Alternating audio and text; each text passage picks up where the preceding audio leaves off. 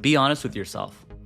How long have you been leaving money on the table with email? Probably months, right? And your email revenue is still stuck below 20%. While on the other hand, you see these other brands making 30, 40, even up to 50% from their email revenue channel month after month. And the worst thing is that you don't actually know which part of your email strategy is the actual bottleneck for you to actually scale. You see, over the last 10 years, I've worked with over 150 e-commerce brands, and it's always the same 4 things that keep everyone stuck. And in this video, I'm gonna share with you the exact things that you're doing right now that's completely killing your email revenue. And no, this isn't generic advice like fix your deliverability or clean your list. You see, there's a level to email marketing that most brands don't even think about.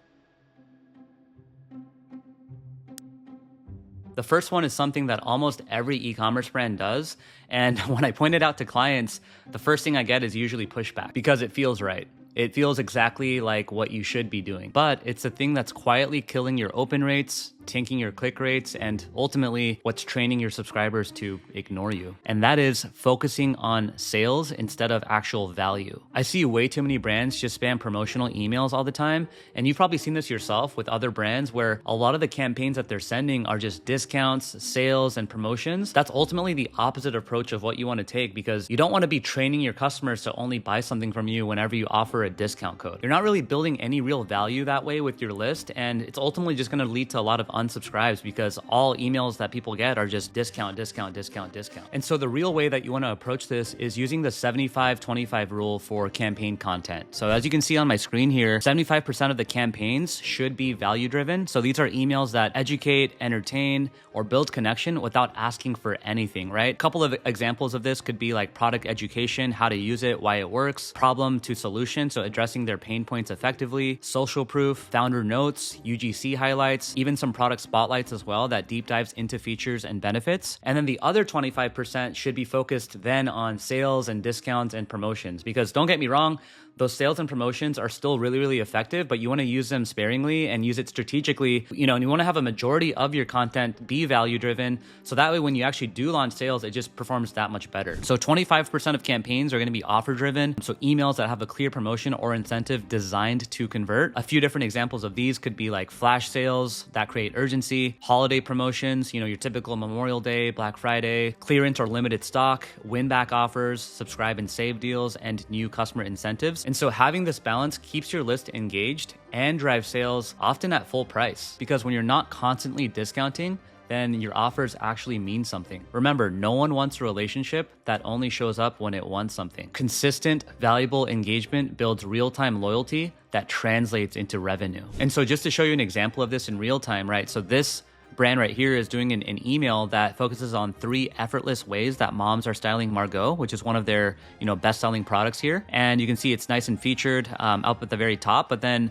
more importantly, in the body copy, we're focusing on providing value to the user and like letting them know, hey, these are different ways that you can, use and wear, our products. So number 1, obviously the throw on and go. Number 2, cozy but intentional. Number 3, elevated at home, worn loose and easy while nursing, lounging, or working from the couch. Same pieces, different days. So as you can see, they even offer or they even showcase, different colors that they offer as well. And so this is a great value-based email because, someone might be viewing this product, but they might be thinking to themselves, oh, like when am I ever going to wear this, right? If you also notice too, there's no discount code that's offered, and this email itself has generated over $500 in revenue. As another example of a value-driven email, you can also focus on social proof. So for example, with this email, it says, okay, but why is everyone obsessed with Venice? We have a nice call to action button. We have an image of the product, and we say there's a reason why Venice quietly replaces every bra in your drawer. Moms keep telling us the same thing, usually after they've worn it for a full day and realize something strange happened. They didn't think about their bra at all. Here's the tea. And we have some 5-star reviews, actual images of people wearing the product. So just a pro tip, if you guys feature reviews in your emails, try your best to actually feature actual images of people using, wearing the product, etc. That's gonna go a long way to actually build trust. You can see that we have 5 stars here as well. So Melon approved, image of the person wearing the product, the best nursing sports bra I've tried, 5 stars,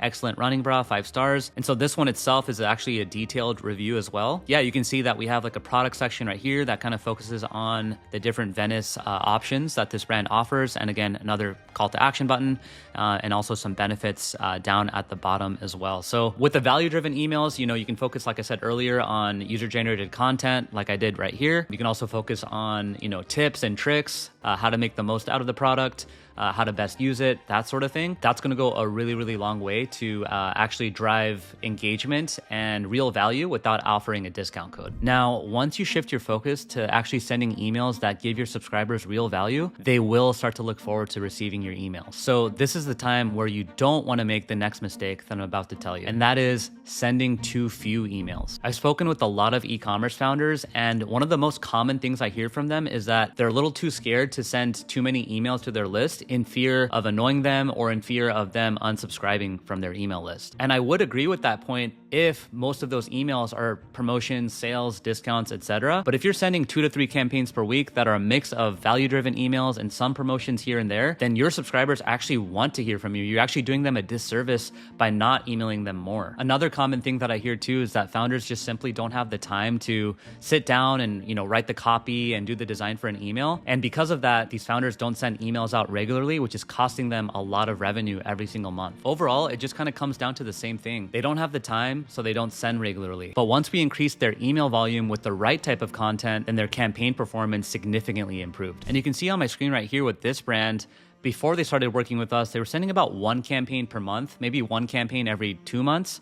And that's again because the founder was just super busy and didn't have the time to, send out emails on his own. And as a result, obviously their campaign performance suffered. But as you can see, in the last 12 months alone, we started sending out maybe 1 campaign a week, started doing 2 campaigns, then 3 campaigns a week, and slowly started to ramp that up. And you can see their campaign revenue is around 1.1 million over the last 12 months. And, that just goes to show how important it is to send campaigns at the right volume, but also the right type of content as well. In terms of number of emails to send per week, I highly recommend sending 2 to 3 campaign emails per week. 1 email per week or less is just really not enough to stay top of mind.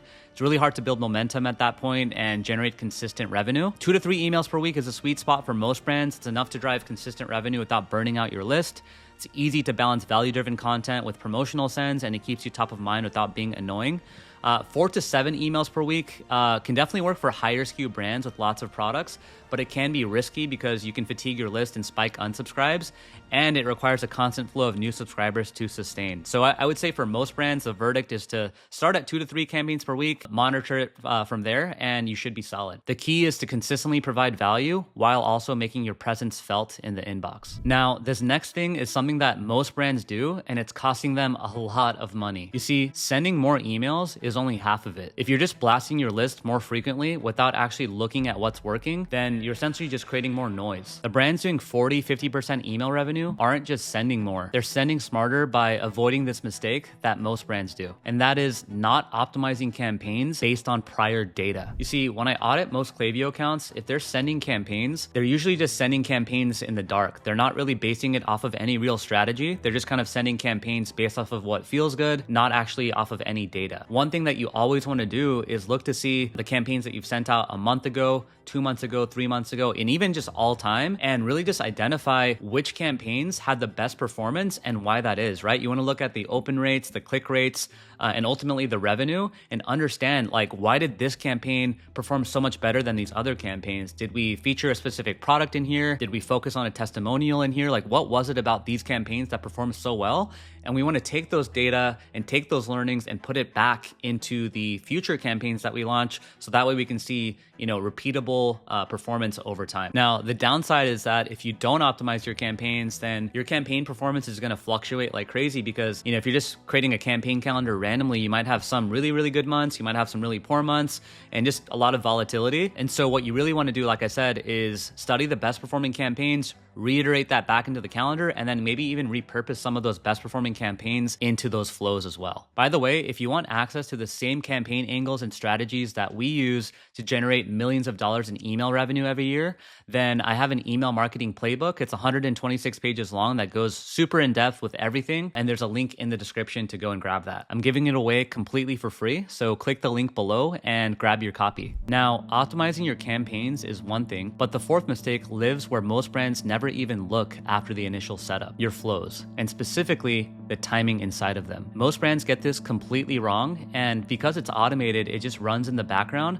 but it bleeds money quietly without anyone noticing. The mistake I'm talking about is having poor time delay between your flow emails. So most brands that I audit, specifically on the abandoned checkout, the abandoned cart, and the browse abandonment, there's too big of a time delay between when someone actually does the trigger and when that first email gets sent out. One of the most common mistakes I see is specifically on the abandoned checkout. A lot of brands wait 2, 3, 4 hours even after that first email gets delivered, and that's a huge mistake because if you think about it, the abandoned checkout is when someone's intent is the highest, and that's when they're really, really hot. And so we really need to shorten up that time delay, and we've done a lot of A/B testing on this. We've tested out 30 minutes versus an hour versus an hour and a half versus 2 hours, and every brand is different, of course, but the time delay that we found to work best for the abandoned checkout is doing a 30-minute time delay. If you wait an hour and a half, 2 hours, 3 hours, 4 hours, it's going to be very likely that the abandoner probably already forgot about your brand, they lost interest, and they're just no longer engaged. And so we want to capture their attention while they're still hooked in. And so 30 minutes is what we found to work really, really well between the actual abandoned checkout and the first email. For the abandoned cart, you can wait a little bit longer and get away with waiting 1 hour because it's a little bit less intent compared to someone starting a checkout. For the browse abandonment, a 2-hour time delay works really, really well too because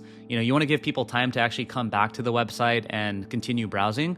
But yeah, that's the biggest mistake I see where a lot of brands just wait way too long. And by the time that first email gets sent out, the open rates are just super, super low because people are just unengaged at that point. And so as you can see here, we have a 30-minute time delay after someone abandons a checkout. We're waiting 1 day before sending email number 2, waiting another day before sending email number 3, and then waiting 1 more day before sending email number 4. Abandoned cart, we're waiting 1 hour before sending email number 1. 1 day before email 2, 1 day before email 3, another day before email 4. And then browse abandonment, you can see we're waiting 2 hours between email number 1 and then 1 day between email number 2 and email number 3. These are the time delays that we've seen to work really, really well. You want to kind of shorten up your time delays between these flow emails because again, losing interest is like the number one killer of your revenue when it comes to your flow emails. So there you have it, the key things that are holding your email revenue back right now. I've seen these same issues across 150 plus brands that I've worked with. And by applying the strategies I've just shared, we've helped them generate over $100 million in email-driven revenue. Now, if you take what you've learned here and start implementing it, then you're already in a much better position to start scaling your email results. But if you want to know exactly what's holding you back, then click the link below and book in a call with me. I'll personally review your setup, point out the gaps, and show you exactly how to fix them. That's it for this video, and I'll see you in the next one.